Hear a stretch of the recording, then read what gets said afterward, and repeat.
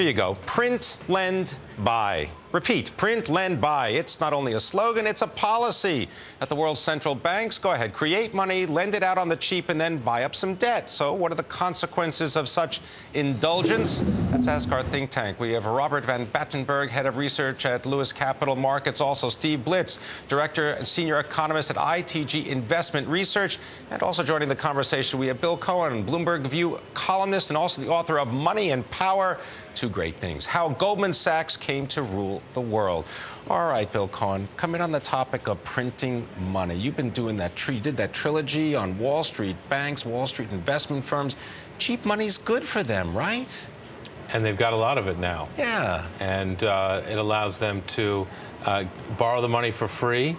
And if they want, put it in treasuries and make, 3% plus leveraging it all, and that's before they start taking risky investments, like, for instance, Goldman Sachs's decision to buy some of the maiden, whatever, AIG debt, right? That the Federal Reserve of New York and has. Credit Suisse buying that too. So they're all, moving up the risk scale. And I was noting that between the rally in the junk bond markets, them buying these AIG mortgages and debt or whatever it is, the banks are really starting to ratchet up on the risk scale again because they're so hungry for yield. Because what it says to me is the rest of their business really isn't doing all that well. So they need to try to make it up on these sort of carry trades. Steve Blitz, what do you think? Some cheap money. I mean, I can understand maybe it goes to the banks in order to buy up sovereign debt because you don't want the Greeks to go cold, right?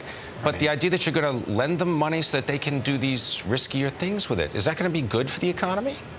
Well, it's good in the short term, but really what's happening with the central banks, be it the ECB or the Fed here in the United States, is that fiscal policy is deemed politically to have hit a ceiling. So where else are you going to turn? So you're going to try and monetize all the bad debt and swap it in for cash.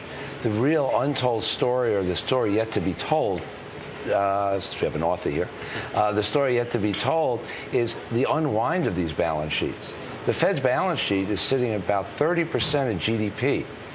And what are we, $2.9 trillion, something like that? Something like that, in round numbers. And, that's a lot of money to try and unwind. And then you go to the ECB, and they're sitting there owning not just their version of sovereign debt, but everything else that the banks have on their books.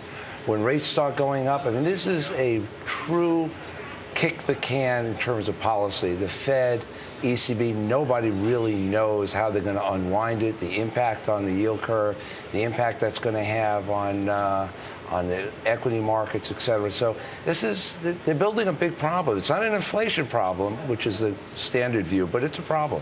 Robert, what do you think? A problem? What should investors be doing? Well, I mean, I'm starting to look at it in a more big picture framework, and that there's essentially, I mean, where does this end? I was just talking with Steve about that there was a study done by the University of Missouri, Kansas City, who added up all the Fed actions since 2007, the credit lines, the TALF, not the TARP, the TALF, but all the unconventional stimulus added up. If you add it all up, the sum compounded was $29 trillion. They came up with that number, $29 trillion. That's half of global GDP.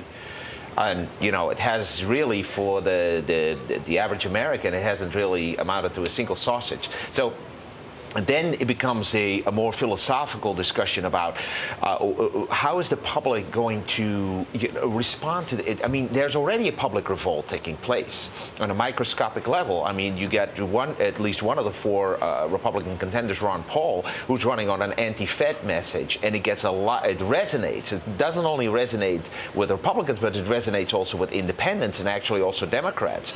So you see, obviously, the same thing taking place in Europe to a certain extent.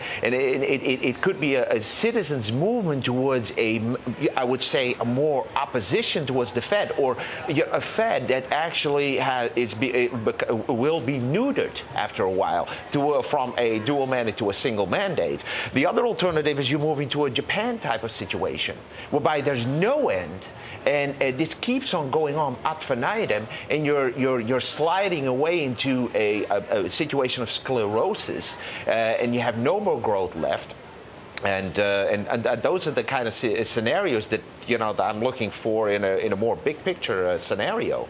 I want to thank you very much. We got to leave it there. Robbert Van Batenburg joining us from Lewis Capital Management, and Steve Blitz from ITG Investment Research. Thanks very much for your contribution.